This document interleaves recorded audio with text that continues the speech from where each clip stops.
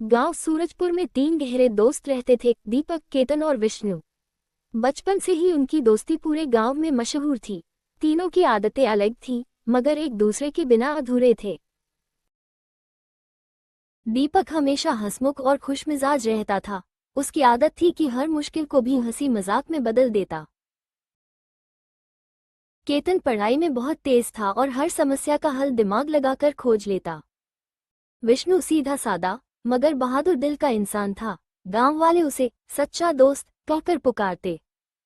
एक दिन गांव के पास के जंगल में अफवाह फैली कि वहां कोई पुराना खजाना छिपा है। लोग डर के कारण जंगल में नहीं जाते थे। तीनों दोस्तों ने सोचा कि अगर सच में वहां कुछ है तो क्यों न खोजा जाए। पर उनकी असली मंशा खजाना रखना नहीं, बल्कि गांव की मदद करना थी। अगली सुबह दीपक ने मजाक करते हुए कहा, अगर खजाना मिल गया तो मैं सबसे पहले अपने लिए मिठाई की दुकान खोलूंगा। इस पर केतन बोला। और मैं उससे बड़ी लाइब्रेरी बनाऊंगा। विष्णु मुस्कुराया। जो भी मिलेगा सब मिलकर बांटेंगे। तीनों टॉर्च, रस्सी और खाना लेकर जंगल की ओर निकल पड़े। रास्ता आसान नहीं था। घना अंधेरा, जानवरों की आवाजें और कांटेदार झाड़ियां बार बार रोक रही थीं। लेकिन दोस्ती की ताकत ने उन्हें आगे बढ़ने से रोका नहीं। कुछ देर बाद उन्हें एक पुरानी गुफा दिखाई दी, जिसके अंदर से ठंडी हवा आ रही थी। गुफा का मूल झाड़ियों से ढका हुआ था। दीपक बोला, चलो भाई, यही तो कुछ राज छुपा होगा। वे धीरे धीरे अंदर गए। गुफा लंबी और घुमावदार थी। जैसे जैसे वे आगे बढ़ते, दीवारों पर बने पुराने चित्र और निशान टॉर्च की रोशनी में चमकने लगे।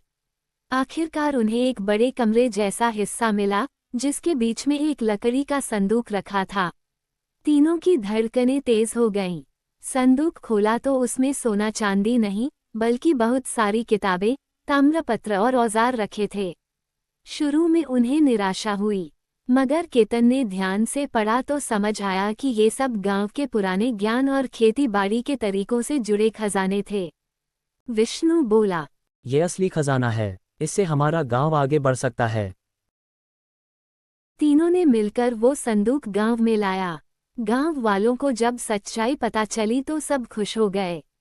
उन किताबों और औजारों की मदद से किसानों ने बेहतर खेती करना सीखा। धीरे धीरे सूरजपुर गांव संपन्न हो गया।